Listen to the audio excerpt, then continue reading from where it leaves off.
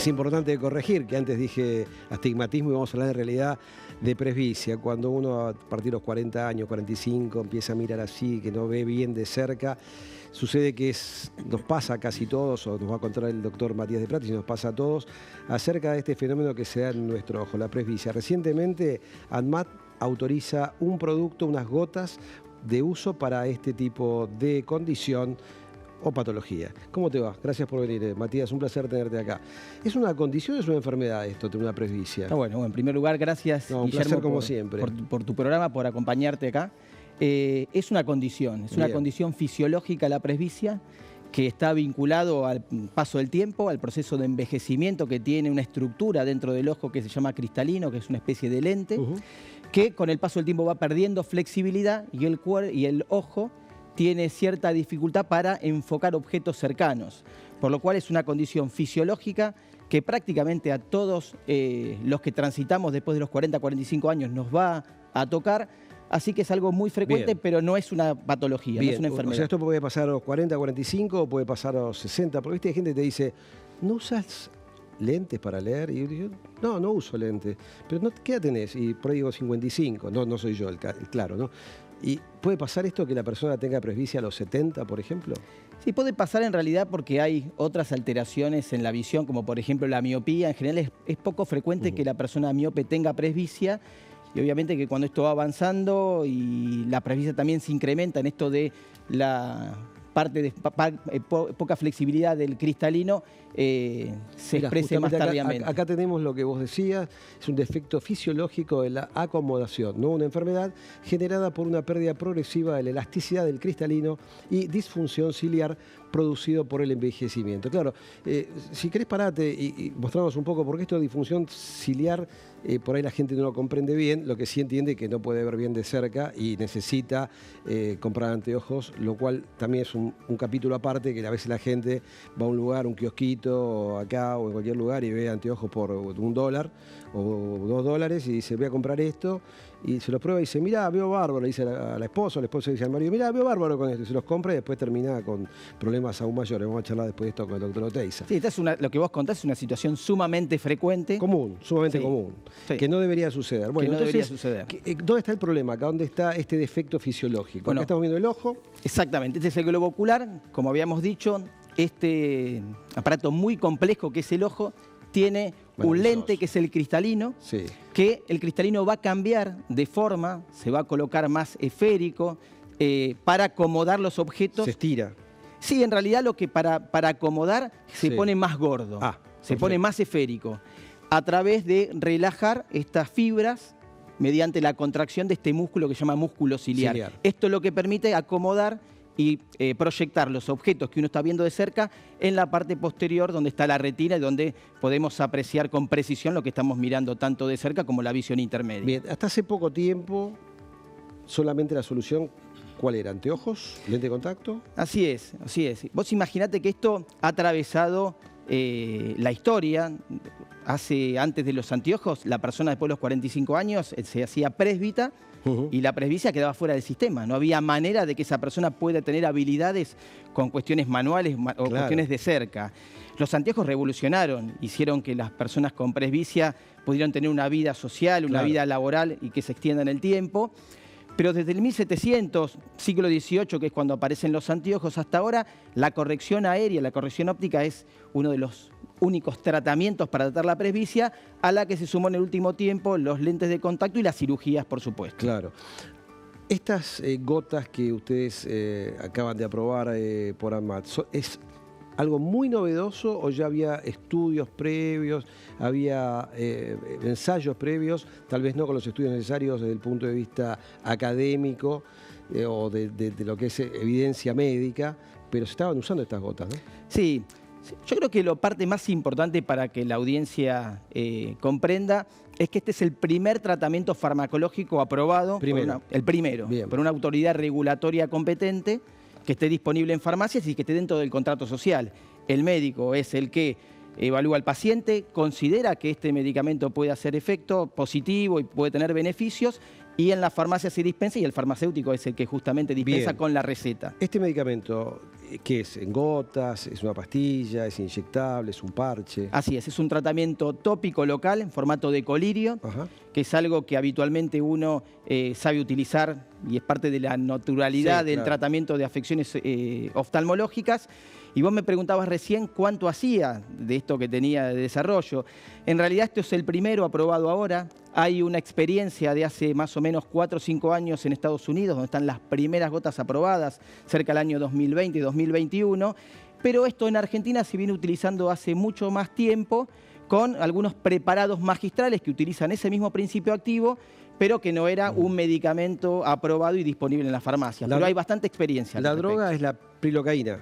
Es la pilocarpina. Pilocarpina. Sí, y esto es interesante porque nosotros consideramos que esto es una innovación, pero no es una innovación desde el punto de vista del principio activo que tiene más de 45 años en el mercado.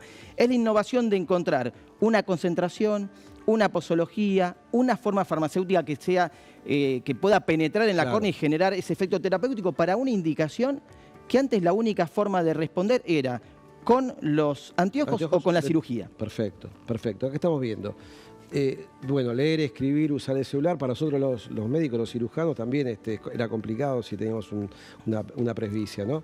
Versión cercana de 30 a 35 centímetros. Estadios avanzados puede afectar la visión intermedia, trabajar en la computadora o cocinar, y visión intermedia de 1 metro, y no suele afectar la visión de lejos a más de 6 metros. Sí, eso es interesante porque la presbicia es una condición que afecta la calidad de vida, que afecta el rendimiento laboral y que también afecta todo lo que tiene que ver con la disposición de la persona y la autonomía funcional de cada una de las personas. Y vos sabés que hace no mucho tiempo, cerca de la pandemia, un grupo de oftalmólogos hicieron una encuesta sobre adultos mayores preguntando entre todas las condiciones asociadas al envejecimiento cuál era la que más afectaba la calidad de vida.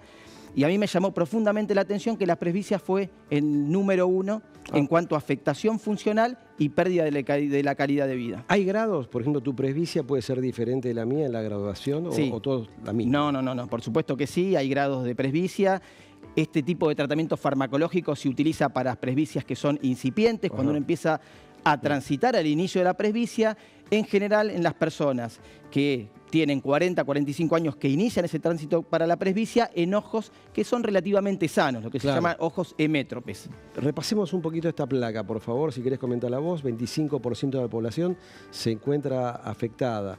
Afecta a más del 85% de las personas mayores de 40 años a nivel mundial. Es un montón. Es un montón. El universo es gigante. Es un montón. Ahora, este colirio, viene en gotas, por supuesto.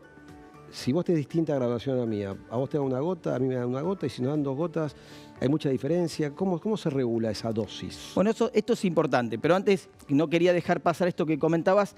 Esto es una condición de altísimo impacto. Muchísimo. Se cree que el 25% de la población argentina ya hizo la transición epidemiológica de tener población claramente envejecida, y esto cada vez va a ser más frecuente. Se considera que hay casi 2.000 millones de personas en el mundo con presbicia, con el impacto que esto tiene desde el punto de vista que hablábamos recién, lo funcional y la calidad de vida.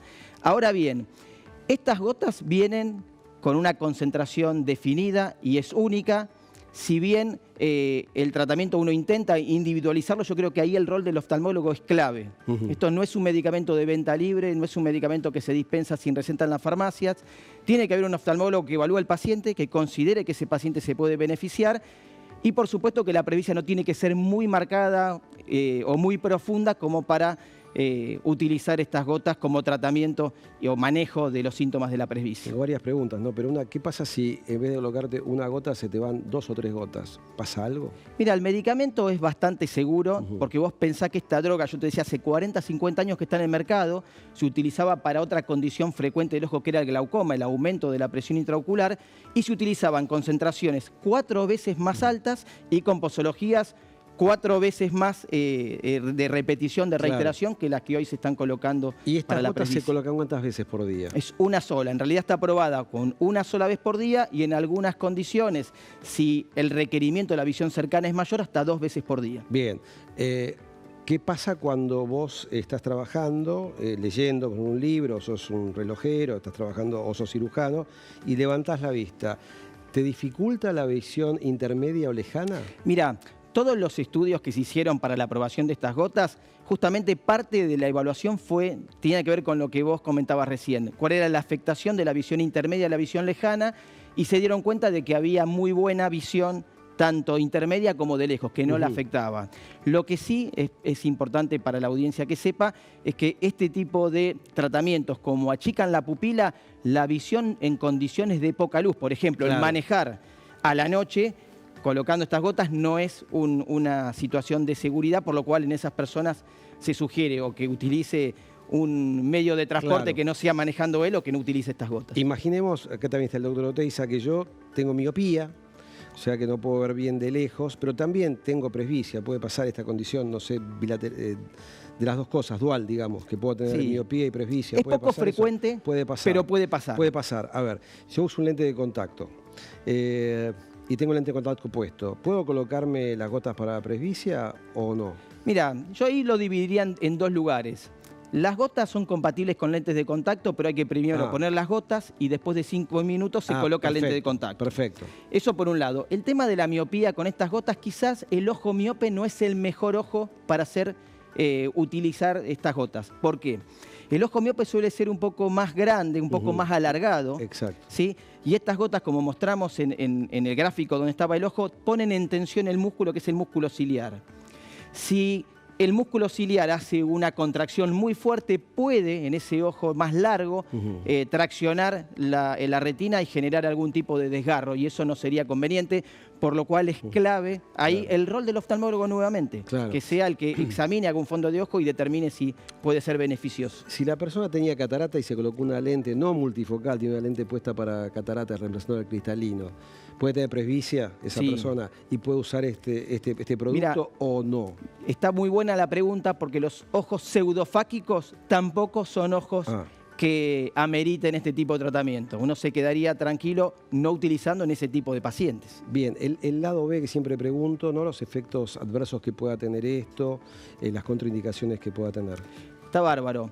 Mira, los eventos adversos que se vieron en todos los trabajos clínicos y los que se siguen en evidencia del mundo real, que tiene 4 o 5 años al día de hoy, lo que muestran que el principal es el dolor de cabeza. Esa contracción de este músculo, que es el músculo ciliar, genera un dolor sobre todo en la frente, un dolor a nivel de la zona frontal, pero ese dolor a medida que va pasando el tiempo se va limitando y en general suele ser leve, moderado y después pasa. Ya, exactamente. Mira, acá estamos viendo el mecanismo de acción de esta droga, que es la pilocarpina. Acá dice contracción del esfínter del iris, produce miosis, o sea que se achica la pupila, la parte negra del ojo, reduce la dispersión de la luz y la aberración óptica. Contracción del músculo ciliar, que es este músculo que vemos acá, influye en la acomodación del cristalino. Tal cual. Una persona que esté usando estas gotas y tiene cataratas, ¿puede operarse de cataratas? Sí. ¿Tiene que suspender las gotas antes? Tiene que superar, claro, cuando uno opera, después el colega lo va a explicar, por supuesto, mejor con todo el conocimiento que tiene. Uno necesita dilatar la pupila y esta es una droga que contrae la pupila, por lo cual 10 días antes de cualquier tipo de procedimientos que necesiten dilatación de la pupila es conveniente. Si me permite, le hice una pregunta al doctor Oteiza respecto a esto. ¿Cuándo operarías un paciente de catarata, o cuando operas un paciente de catarata, cuándo le volverías a indicar esta droga, la pilocarpina? Generalmente un paciente ya operado de catarata no sería un candidato para colocar pilocarpina. Bien. O sea, si un paciente presbita quiere operarse de catarata, yo le recomendaría ponerse un lente multifocal. Y con eso solucionarse el problema. Sí. Bueno, qué interesante. ¿Esto ya está disponible? ¿Está autorizado por ANMAT? Así es. Está en venta y tiene que ser prescrito por un oftalmólogo. Tal cual. Este es un medicamento de venta bajo receta. El rol del oftalmólogo es elemental y es clave para determinar cuáles de los pacientes con presbicia, que como vimos son un montón, puede beneficiarse con este tratamiento. Yo creo, Guillermo, que lo importante para comunicar es que esto es una herramienta más de tratamiento. Exacto. Hasta ahora teníamos los anteojos y en algunos casos la cirugía, y ahora aparece un tratamiento farmacológico para las personas que recién inician el tránsito de la presbicia y que por ahí prefieren utilizar anteojos. Ahí me parece que hay una posibilidad y hay una buena noticia, pero no es para todo el mundo. Otro punto, generalmente los colirios, dice, bueno, una vez abierto, guardar en la heladera. ¿Yo puedo llevar esto en el bolsillo? ¿Tengo que utilizarlo en mi casa o en el trabajo, que tengo una heladera, colocarme la gota y dejarlo nuevamente en el refrigerador? Buenísima, esta es una excelente pregunta porque este tipo de tratamiento o este tipo de medicamento no necesita cadena de frío. Ajá. Puede estar hasta 30, una vez que uno lo abre, tiene una vida útil de 30 días. Después de los 30 días es conveniente descartarlo y si necesita comprar una nueva unidad. Esto es más por una cuestión de contaminación y utilizar un medicamento seguro para la superficie del ojo. Esto ya haciendo una trampa al ojo, ¿no? Una trampa a los ojos. Acá el doctor Oteiza me dirá, este doctor siempre piensa cosas raras. Imagínate, es presbicia y es bilateral. Y vos decís, bueno, para tener visión de lejos, en uno no me pongo gotas y en el otro me pongo esta gota. ¿Esto puede suceder? Sucede y se hace. Que es lo que se ha visto en la evidencia del mundo real, que varias de las personas que utilicen este tipo de tratamientos, lo que hacen es la visión normal, la visión de lejos, la mantienen en el ojo donde no se colocan las gotas y lo utilizan en el ojo no dominante para mirar de cerca. Por ejemplo, en el menú, si uno va a un restaurante, no quiere llevar anteojos y quiere manejar. Bien, excelente. Una gota entonces en cada ojo por día, preferentemente en horario diurno. Y la mejor visión ya en 15 minutos estás viendo mejor. ¿Irrita el ojo? Mira, la pilocarpina es un medicamento que genera un poco de inflamación y lo que se ha visto es, y también contestando tu pregunta anterior, que al principio da un poquito de ardor, que dura 30 segundos, hasta los 5 minutos puede haber algo de ojo rojo, es decir, un poco de irritación que después se va. Y el otro evento que contamos era el dolor de cabeza como más frecuente, que a medida que uno va pasando el tiempo y los va utilizando, se va morigerando de forma significativa. En caso de que la persona tenga ojo seco u otra patología como glaucoma, ¿se puede utilizar también estas gotas? Totalmente. De hecho, recordad que la pilocarpina fue un medicamento que se utilizaba primariamente para el glaucoma. No sería como único tratamiento, pero en este caso no va a complicarle, por supuesto. No complica el tratamiento. Bueno, excelente, me encantó. Te invito a tomar asiento, vamos a escuchar a Muchas gracias. Podés meterte también. Gracias por haber venido, Guillermo. Gracias, un placer tenerte acá. Gracias por la invitación. Ojo, ¿no? Ojo, que está el doctor Oteiza. Ojo. Bueno, interesante esto, ¿no? Es una herramienta, ¿no? Para los oftalmólogos. Es una herramienta más. Para mí el paciente ideal para las gotas de pilocarpina es el paciente entre 40 y 50 años que recién arranca con presbicia y presbitas planos. ¿Qué quiere decir presbita plano? Un paciente que no usa anteojos de lejos, que solamente usa anteojos para leer. El efecto estenopeico, los estenopeicos más estrictos de lentes intraoculares, generan una adición de hasta 1,50, 2 dioptrías. O sea, es para las personas que recién están arrancando con la presbicia y no quieren usar anteojos. Bien. Es también coincidentemente para los cuales quirúrgicamente tenemos menos soluciones, porque los lentes multifocales y tradicionalmente la cirugía de presbicia se hace a partir de los 50. Bien, interesante. Bueno, pues es que los otros días estaba en otro canal que trabajo, en Canal 13, y había una persona que tocaba el violín y estuvo en el programa de Guido Casca y estaba perdiendo la visión y no podía leer las partituras, con lo cual su trabajo se veía dificultado y entonces estaba viendo de qué manera podía mitigar su problema oftalmológico. Me preguntan por este adminículo, se llama la cucaracha, dice... Capu, ¿podés ayudarlo con esto? Y pensé inmediatamente, digo, bueno, ¿qué patología tiene? Le pregunté y me decía que tenía queratocono. Quizás para el común de la gente es una palabra desconocida, para vos es una palabra que utilizás todos los días, pero me gustaría que hablemos un poco de esta patología corneal que puede comprometer la visión. ¿Qué es el queratocono? Bien, el queratocono es una patología de la córnea, que es la lente transparente que nosotros tenemos adelante del ojo. El ojo básicamente tiene dos lentes. Una es la córnea y el otro es el cristalino del que estuvimos hablando recién, que está dentro del ojo. La córnea sería el parabrisas, digamos. Exacto, es el lente más importante del ojo. Aporta 2/3 del poder dióptrico del ojo, la córnea. Y la córnea tiene que tener una forma más o menos esférica. A ver si lo muestro acá. Esférica, que tenga la misma curvatura en todos sus ejes, y en los pacientes que tienen queratocono, ¿qué es lo que pasa? Esto se va poniendo cada vez como un cono. ¿Sí? Tienen una debilidad estructural en el colágeno de la córnea, que la presión interna del ojo va generando que se ponga de manera cónica. ¿Eso tiene que ver con la presión intraocular o no tiene nada que ver con eso? No tiene que ver con la presión Ahí intraocular. estamos viendo, ¿no? La córnea normal, como mostrabas claramente vos recién, y el queratocono, que también está descrito, como vos lo dijiste hace instantes. Y se esto va es generando como esa deformación en la córnea que genera un astigmatismo irregular que es sumamente perjudicial para la visión. ¿Esto puede darse a cualquier edad o es una patología privativa de las personas mayores de edad? En general, esto arranca a edades tempranas. Más o menos el diagnóstico de queratocono está entre los 18 y los 35 años. ¿Se hereda esto? Tiene un componente genético hereditario. 1 de cada 10 personas que tiene queratocono tiene un familiar con queratocono. Así que sí tiene un componente hereditario. Sobre todo se da mucho en personas que tienen alergia, atopía, que se rascan mucho los ojos. ¿Tiene que ver el rascado de ojos? Tiene que ver el rascado de ojos. Ese rascado de ojos permanente genera una lisis del colágeno de la córnea y va generando progresivamente, sobre todo en los pacientes que tienen alguna predisposición y tienen alteraciones en el colágeno de la córnea, predisposición a que la córnea se vaya poniendo como un cono. Enfermedades generalizadas del colágeno, se me ocurre ahora, estoy pensando en esta patología donde hay laxitud ligamentaria, ¿tiene que ver con esto o nada que ver? No. El queratocono es una patología por sí misma de la fibra del colágeno de la córnea. Bien. ¿Qué siente la persona al principio de esta enfermedad? ¿Cómo darse cuenta? ¿Cómo yo sé que tengo un queratocono? Al principio no sienten nada. ¿Vos ves bien al principio? Sí, al principio tiene que ser un queratocono muy avanzado y son cosas que generalmente no suceden de la noche a la mañana. Esto va teniendo una evolución progresiva y se va perdiendo a medida que pasa el tiempo la visión. Por eso es muy importante los controles oftalmológicos en la gente joven, que en general la gente joven que ve bien no va al oftalmólogo. Claro. Hay un montón de tratamientos que se pueden hacer para que el queratocono no progrese. Hay aparatos nuevos de detección temprana que son fantásticos. Y podemos hacer algunos tratamientos en los cuales es muy raro haciendo esos tratamientos que el paciente termine en un trasplante de córnea. ¿Cuánto mide una córnea para que la gente tenga idea? Y yo 500 también, ¿no? micras. 550 micras, medio milímetro. Medio milímetro, sí. O sea, un pelito prácticamente. Eso es lo que mide de espesor.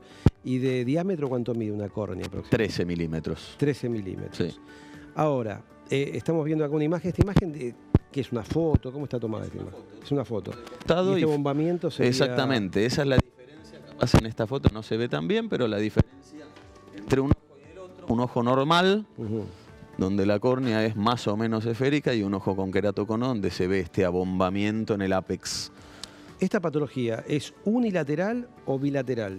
La mayoría de las veces, más del 90% es bilateral. Hay queratoconos unilaterales, pero es raro. ¿Afecta más a hombres o a mujeres? En general a mujeres. ¿Y sí, pero es tampoco tanto. Bien, una vez que empieza a progresar esto, ¿qué es lo que siente la persona?